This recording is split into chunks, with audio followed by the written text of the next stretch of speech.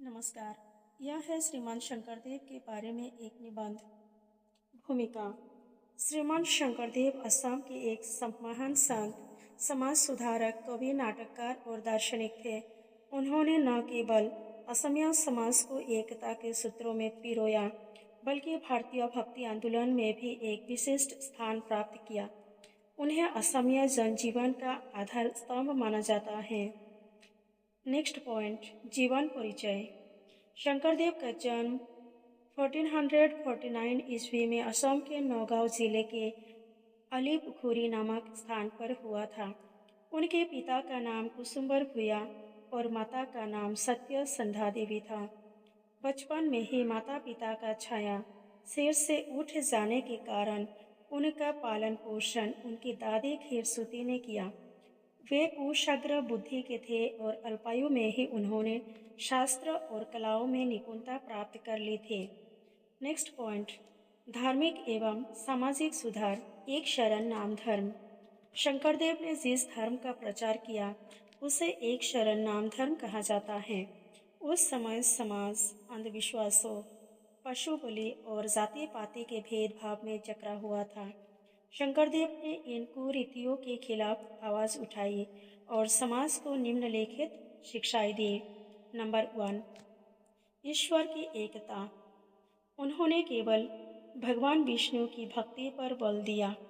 Number 2, समानता। उनके धर्म में जाति पाति का कोई स्थान नहीं था। उन्होंने स्पष्ट किया कि भक्ति का अधिकार हर मनुष्य को है, चाहे वह किसी भी जाति या वर्ग का हो। नंबर 3, नाम कीर्तन। उन्होंने मूर्ति पूजा और जटिल कर्मकांडों के स्थान पर सरल नाम कीर्तन को ईश्वर प्राप्ति का मार्ग बताया। नेक्स्ट पॉइंट, सत्र और नामघर की स्थापना। शंकरदेव की सबसे बड़ी देन सत्र और नामघर है। नंबर 1, नामघर। यह एक सामुदायिक प्रार्थना गृह होता है जहाँ लोग मिलकर कीर्तन करते हैं और सामाजिक चर्चाएं करते हैं। आज भी असम के हर गांव में नामघर मौजूद है जो सामाजिक न्याय और एकता का केंद्र है। नंबर 2, सत्र। ये धार्मिक और सांस्कृतिक संस्थान है जो शिक्षा और कला का प्रसार करते हैं। साहित्यिक एवं सांस्कृतिक योगदान। शंकरदेव एक बहुमुखी प्रतिभा के धनी थे। उन्होंने असमिया साहित्य और संस्कृति को समृद्ध करने के लिए अतुलनीय कार्य किए। नंबर 1, अंकिया नाट। उन्होंने एक विशेष प्रकार के एकांकी नाटकों की शुरुआत की जिन्हें अंकिया नाट कहा जाता है। इसके माध्यम से वे आम जनता को धार्मिक शिक्षाएं देते थे। नंबर 2, बरगीत।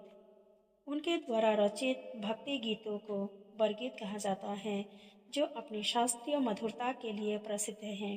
नंबर 3, शास्त्रीय नृत्य। उन्होंने जिस नृत्य शैली को जन्म दिया उसे आज भारत के 8 शास्त्रीय नृत्यों में से एक शास्त्रीय नृत्य के रूप में मान्यता प्राप्त है।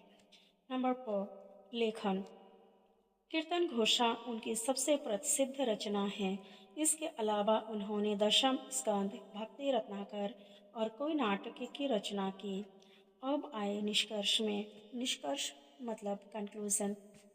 श्रीमान शंकरदेव केवल एक धार्मिक गुरु नहीं थे, बल्कि वे असमिया राष्ट्रीयता के निर्माता थे। उन्होंने कला, संगीत, नृत्य और साहित्य को धर्म के साथ जोड़कर एक ऐसे समाज की नींव रखी जहां प्रेम और सद्भाव सर्वोपरि था। लगभग 120 वर्षों के लंबे जीवन में उन्होंने पूरे उत्तर पूर्वी भारत को सांस्कृतिक रूप से समृद्ध किया। उनके योगदान के कारण ही उन्हें महापुरुष की उपाधि दी गई है। आज भी उनकी शिक्षाएं प्रासंगिक है और हमें मानवता का मार्ग दिखाती हैं। Thank you.